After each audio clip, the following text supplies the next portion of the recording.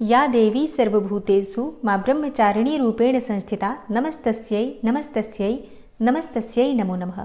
ओम दुंग दुर्गाय नमः। जय माता रानी। दोस्तों, आपके अपने चैनल धर्म साधना में आपका बहुत बहुत स्वागत है। मां भगवती दुर्गा की कृपा आप और आपके पूरे परिवार पर सदा सर्वदा बनी रहे।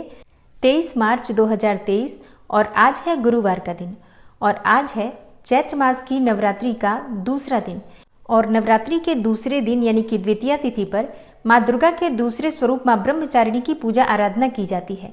आज की वीडियो में आप जानेंगे कि माँ ब्रह्मचारिणी की पूजा आराधना किस प्रकार से करनी चाहिए, महत्व क्या है माँ ब्रह्मचारिणी की पूजा का, माँ ब्रह्मचारिणी की पूजा से किस फल की प्राप्ति होती है, किस वरदान की प्राप्ति होती है, नवरात्रि के दूसरे दिन माँ ब्रह्मचारिणी को कौन सा भोग अर्पित करना चाहिए, किस रंग के पुष्प अर्पित करने चाहिए और किस रंग के वस्त्र धारण करके माँ की आराधना करनी चाहिए, माँ का स्वरूप क्या है जिसका हमें पूजा के समय ध्यान करना है और मंत्र क्या है जिसका आज हमें जप करना है। और नवरात्रि के दूसरे दिन माँ भगवती दुर्गा के दूसरे स्वरूप माँ ब्रह्मचारिणी की पूजा किस प्रकार से करनी चाहिए, कौन से विशेष उपाय करने चाहिए जिससे माँ ब्रह्मचारिणी प्रसन्न हो और हमें मन चाहे वर की प्राप्ति हो। तो आज की वीडियो बहुत महत्वपूर्ण है, पूरा ज़रूर देख लीजिए। और अगर आपको आज की वीडियो अच्छी लगे तो इसे लाइक भी ज़रूर कीजिए, शेयर भी ज़रूर कीजिए।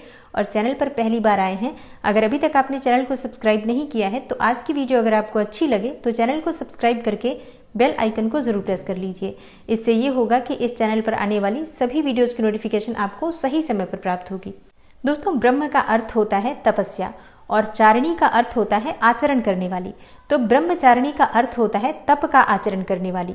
तो माँ दुर्गा के इस स्वरूप की पूजा आराधना करने से तप की प्राप्ति होती है, त्याग की प्राप्ति होती है, सदाचार और संयम आदि की वृद्धि होती है और जीवन के कठिन समय में भी मन कर्तव्य पथ से कभी विचलित नहीं होता है।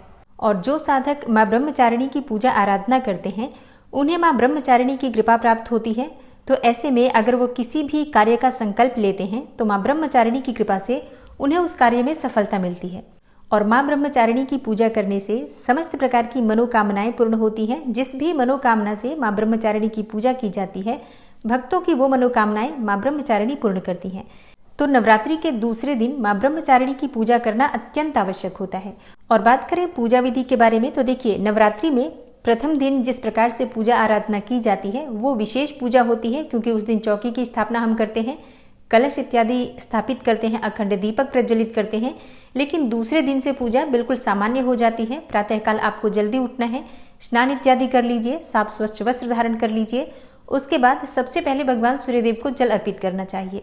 और अब बात करें कि माँ का प्रिय रंग क्या है जिसे धारण करके आज आप पूजा आराधना करेंगे। तो देखिए, माँ ब्रह्मचारिणी का प्रिय रंग है पीला या सफेद रंग। तो आज के दिन आप चाहें तो इन रंगों के भी वस्त्र धारण कर सकते हैं या फिर अपनी इच्छा के अनुसार कोई भी हल्के रंग के वस्त्र धारण कर सकते हैं। या नवरात्रि में जो माँ दुर्गा का प्रिय रंग है, आप चाहे तो लाल या गुलाबी रंग के वस्त्र भी धारण कर सकते हैं। तो देखिए, वस्त्र आप किसी भी रंग के धारण करें, बस इस बात का ध्यान रखें कि काले और नीले रंग के वस्त्र का प्रयोग नहीं करना है। बाकी आप किसी भी रंग के वस्त्र किसी भी दिन धारण कर सकते हैं। तो स्नान इत्यादि करके साफ स्वच्छ वस्त्र धारण करके भगवान सूर्यदेव को जल अर्पित कर लीजिए और उसके बाद अपने घर के मंदिर में आ जाइए। मतलब जहाँ पर आपने चौकी लगाई है वहाँ पर आप आसन डालकर बैठेंगे। तो सबसे पहले जो भी सामग्री पूजा की होती है वो व्यवस्थित करके चौकी के पास रख लेनी चाहिए, क्योंकि बार बार आसन पर से उठना भी नहीं चाहिए, नहीं तो आपकी पूजा का संपूर्ण फल आपको प्राप्त नहीं होता। इसलिए पहले सामग्री एकत्रित कर लीजिए, उसके बाद पूजा प्रारंभ करेंगे। तो आसन पर बैठकर सबसे पहले जल के छींटे दीजिए अपने ऊपर, अपने आसपास जहाँ पर भी चौकी आपने स्थापित की है चारों तरफ जल के छींटे देकर शुद्धिकरण किया जाता है। मंत्र बोलते रहिए, कोई भी मंत्र आप बोल सकते हैं। जयंती मंगला काली, भद्रकाली कपालिनी, दुर्गा क्षमा शिवा धात्री, स्वाहा स्वधा नमोस्तुते, या कोई भी मंत्र कोई भी स्तोत्र पढ़ते हुए ही पूजा आराधना करनी है। तो शुद्धिकरण कर लीजिए और जो भी पूजा की सामग्री है सब पर आपको जल का छिड़काव करना है। आप चाहें तो शुद्ध जल का प्रयोग कर सकते हैं या फिर आप चाहें तो गंगा जल का भी प्रयोग कर सकते हैं। शुद्धिकरण करने के बाद आप पूजा प्रारंभ करते हैं। तो सबसे पहले किसी भी पूजा में दीपक प्रज्वलित किया जाता है, तो अपने समक्ष शुद्ध घी का या तिल तेल का एक दीप प्रज्वलित कर लीजिए। अब जैसे कि बहुत से भक्तों के प्रश्न आते हैं कि अखंड दीपक हमने प्रज्वलित किया है, तब भी क्या दीपक प्रज्वलित करना आवश्यक है। देखिए, किसी भी पूजा को प्रारंभ करने से पहले कर्म साक्षी दीपक प्रज्वलित करना अत्यंत आवश्यक होता है, क्योंकि अग्नि को साक्षी मानकर ही हम अपनी पूजा आराधना करते हैं।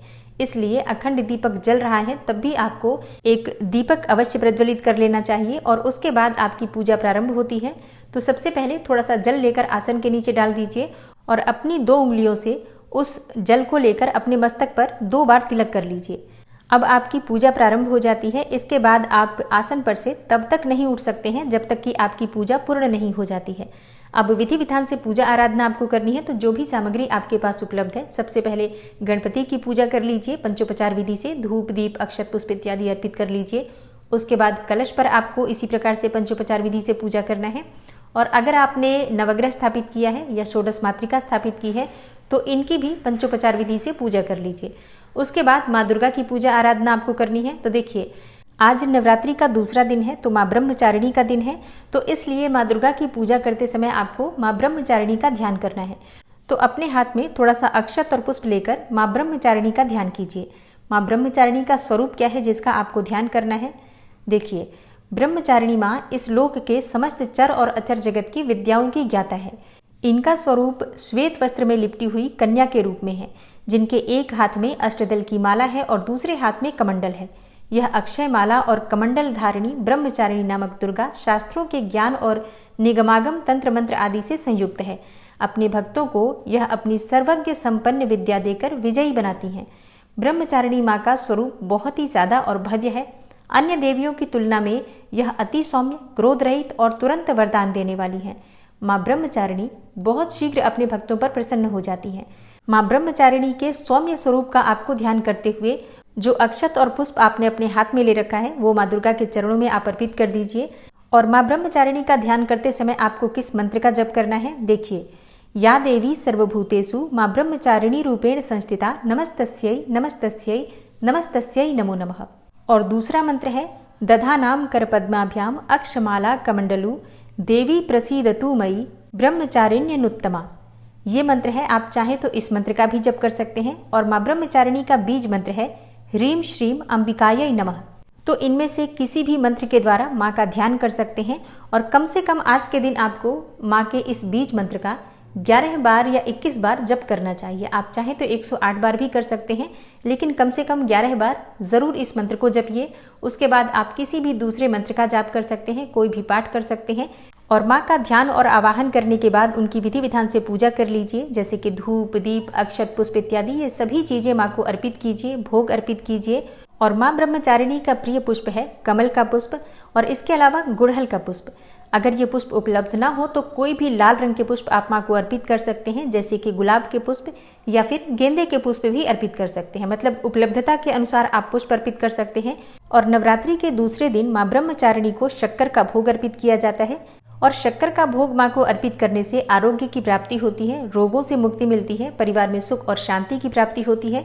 किसी भी प्रकार की आपकी मनोकामना हो या कोई भी परेशानी आपके जीवन में हो, अगर आप आज के दिन माँ को शक्कर का भोग अर्पित करते हैं तो उस परेशानी से आपको मुक्ति मिल जाती है। तो विधि विधान से माँ की पूजा आराधना कर लीजिए, मंत्र जप कर लीजिए। और जब आपकी पूजा पूर्ण हो जाती है तो कपूर और लौंग से माँ दुर्गा की आरती करनी चाहिए, या फिर आप चाहें तो शुद्ध घी के दीपक से भी माँ की आरती कर सकते हैं। और इसके बाद क्षमा प्रार्थना कर लीजिए। व्रत में, पूजा पाठ में कोई भी जाने अनजाने गलतियां हो जाती हैं तो पूजा पूर्ण करने के बाद क्षमा प्रार्थना जरूर करना चाहिए। और इसके बाद आपकी पूजा पूर्ण हो जाती है।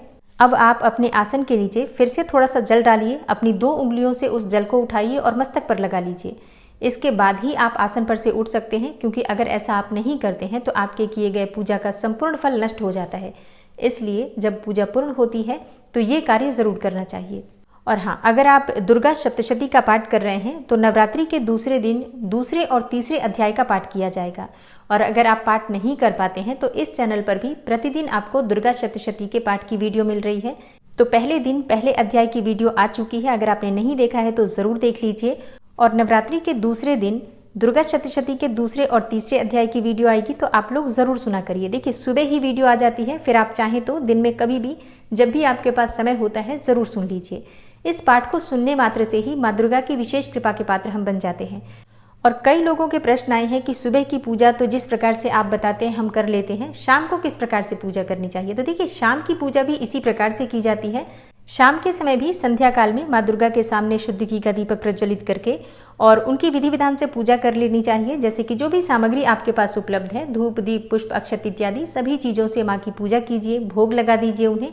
और भोग देखिए, दोनों समय भोग लगेगा, दोनों समय आरती होगी, मतलब सुबह और शाम दोनों समय अपनी सामर्थ्य के अनुसार किसी न किसी वस्तु का भोग अवश्य रखना चाहिए। आप चाहें तो बताशे का भोग लगा सकते हैं। और हाँ, जैसे कि कई भक्तों के प्रश्न आए हैं कि जो हम भोग माँ को अर्पित करते हैं उसका क्या करना चाहिए। देखिए, माँ को जो भोग अर्पित किया है आपने, आपके लिए वो प्रसाद है।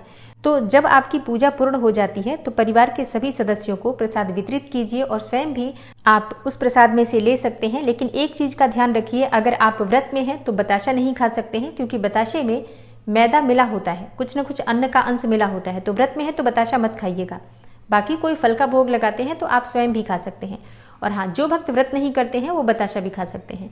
तो ध्यान रखिए, अगर आप व्रत में हैं तो इन सभी बातों का ध्यान जरूर रखिए, किसी भी प्रकार से आपका व्रत खंडित ना हो, इस बात का ध्यान रखिए। तो उम्मीद करती हूँ आज की वीडियो आपके लिए अवश्य उपयोगी होगी। अच्छी लगी हो वीडियो तो लाइक करने के साथ ही शेयर जरूर कीजिए वीडियो को। मिलती हूँ मैं आपसे अगली वीडियो में, तब तक के लिए नमस्कार।